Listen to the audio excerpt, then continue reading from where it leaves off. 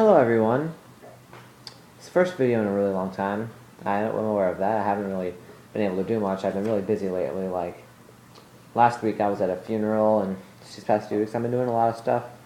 I'm really busy with all sorts of like extracurricular activities like marching band from Air League. But yeah, with the new set coming out soon, I should have some more material and more pack openings coming up pretty quick.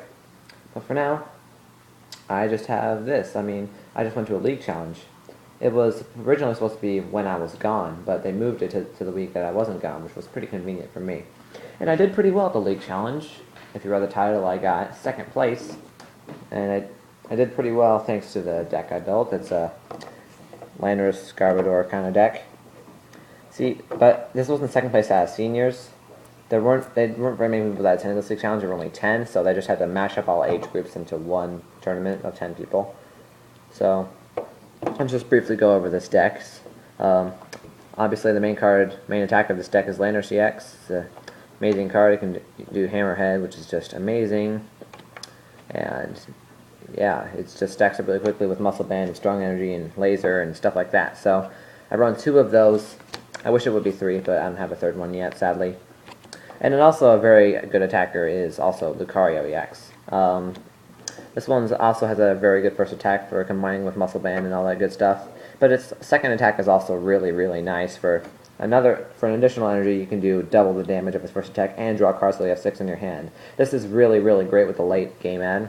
The only problem is its weakness is Psychic, so Mewtwo just shuts it down a lot. But I run 2 of those as well. If I ever get a 3rd Landorus, I'll replace one of them with Lucario because Landorus is not weak to Lucario. Landorus, however, is weak to Seismitoad, which is also pretty bad. Anyway, of course we have the Garbodor line. I run 2 Trubishes. I wish it could be the 70 HP Trubishes, but I don't actually own any of them, so I just have to do these. So 2 Trubishes and 2 Garbodors. This Garbodor really, really helped me a lot in just one matchup. I'll explain more about that later. And of course, Mewtwo EX. I run just one of these. It's a very, very powerful card. One of the best attackers out there since like a long time. Do X-Ball, it's just great. Power up in 1 turn, all that good stuff. And of course, the infamous Seismitoad. This one is just a very, very useful attacker to set up in the first early rounds of the game. If you combine it with Muscle Band, you can do 50 for a DCE, and a secondary attack is devastating. I know I have trouble with this card a lot, but I didn't actually have any trouble with this one in this tournament. So, yeah. Seismitoad. Cool. I wish I had the full art, but I don't own the full art. It's one of 3 cards I'm missing from Furious Fist. I'm missing full art Karina, full art Seismitoad, and Secret Rare Mega Heracross. Which I know what you're thinking, but you pulled that in the booster box, Ace? Well, I traded it away for the full art Mewtwo that you saw earlier, which was a pretty good deal. And I also got the Secret Rare Mega Lucario in a trade, so yeah. A decent starter. Kind of good in the late game, but it's okay-ish. This is just a regular Landorus. Its first attack is decent. So you can attach it to energy from discard piles when you bench Pokemon. It's not really ideal for the very first turn since you can't attack on the very first turn of the game anyway, but pretty good card. And one of my favorites, Hawlucha. Hawlucha is just really, really good if you're up against Pokemon that are EXs in the early game. You can do lots and lots of damage really cheap. Plus it's an ideal start because it has free retreat. And it's just really good. It helps me out sometimes. Now onto the supporters. I run a pretty low support account. Let's see. 5, 6, 7, 12. Actually, that's not that low, but it's fair, I guess. So I kind of prefer a slight mix of supporters. I run 3 Karinas again. Wish it could be the full art, but nope. Only 2 Junipers. This is just because there's not that much you want to discard in this deck. There's a lot of Muscle Bands and Lasers and stuff like that waiting for you to find them, and if you have to discard one of them, it can't be good. 2 N. Oh wow! And as I also traded for this beautiful full art N. I'm really glad I have this card. It's just so great. I've always wanted this card for a long time. And I have 2 Skylas. Also, I have the full art Skyla as well. This one isn't in mint condition. It's bent. It's not in very good condition, but I'll take it. Run 2 Lysander. I also have a full art Lysander. I'm going on with full art supporters. 2 Lysander is just useful if you want to like obviously switch out Pokemon, and also N is useful just because it's N, and Skyla is useful often to get out a Muscle Band or a Laser or whatever the heck you might need. So that and 2 Lysanders, and my last support is just a single Colress. It's better in the late game than the early game. In the early game is when I seem to get it a lot, but that's just kind of my luck. Which, speaking of luck, I had some pretty good luck in this tournament, as Skull would surely tell you. Anyway, I run 2 stadiums, 1 Verbank and 1 Fighting Stadium. It would be 2 Verbanks and no Fighting Stadiums, but I don't actually own 2 Verbanks, so I just have to run with 1 of each, which is kind of silly, but what can you do, right? I kind of want a 2nd Verbank, but yeah. Fighting Stadium's okay. It's not nearly as good as Verbank. And, of course, the all-important items. You have the all-important Muscle Band. Run 4 of these. It's such a good card to add with Landorus. I run 4 just because you always really need it with one of your attackers. I run 3 lasers as well. If I had Burbank, it'd be 4, but it's 3 for now.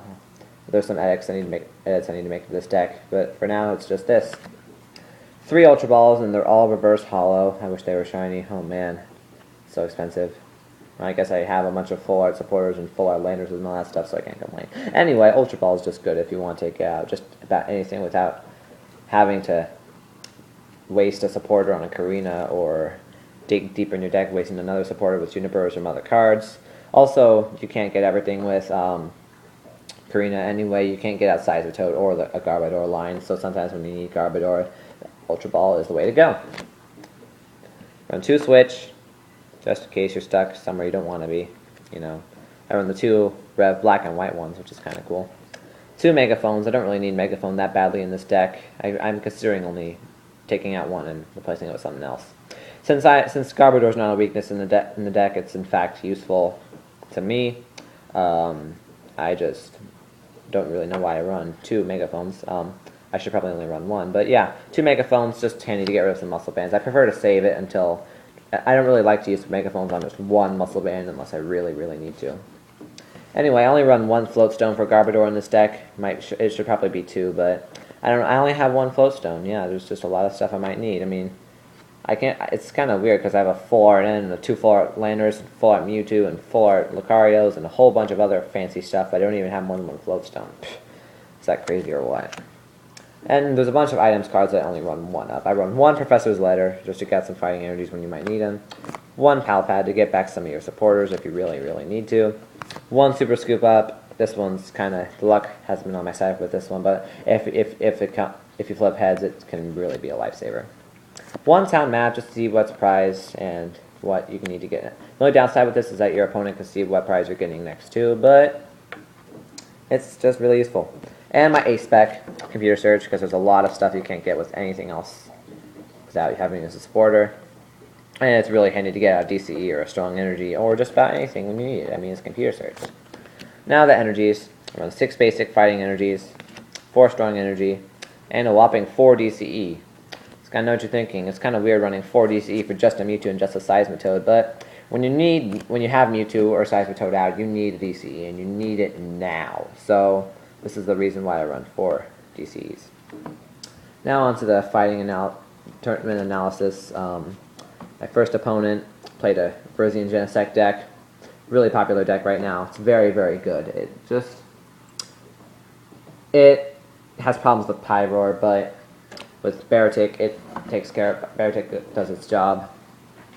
That's problems with Garbodor, but Virizion Genesect is really fast, really powerful, can do lots of damage. Yeah, I don't really actually remember how I dealt with this opponent very well. I know I did get the Garbodor out as quickly as I could, which is always the first thing you gotta do if you're running Garbodor against a Virizion Genesect deck, but yeah. Next round, I believe I was up against a... No, first round, I don't think I actually was against a Virizion Genesect. I might have been. You know, I really don't know. The only matches I remember are the 3rd and 4th. I know the second match I know was against a Virizion Genesect, but I don't really know about the first one. So let's just skip to the 3rd match. Was against person who ended up winning the tournament. This guy, the guy who I faced, is a pretty big pro. I won both of my first 2 matches, and my further opponent was a guy named Trainer. He's a pretty big pro, and he's had a lot of experience, and he's just really, really good. He plays Virizion Genesect as well. So I knew I was screwed. I've never beaten him before, and I never even came close. So I knew I was screwed, but I just tried to play as well as I could anyway. Luckily, I had a really, really good hand start. I had the Trubbish on the bench, and I also had Garbodor and the Floatstone in hand. So I got the Garbodor out really, really quickly and stopped him from using items for a very, very long time. I was actually winning for a while, but you won't believe what I did. When he finally megaphoned me away and we were actually at a really, really close situation, I Lysandered out of Deoxys EX, and later, after thinking for a long time, I played N.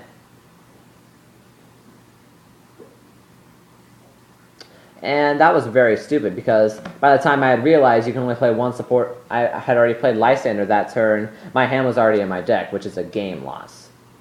That was very, very, really, very disappointing because I knew that there was at least a small chance I could have won, and even if I didn't win, it still would have been an epic finish that game. I think Skull actually recorded that match, so you'll see it on his YouTube channel if it's not up already.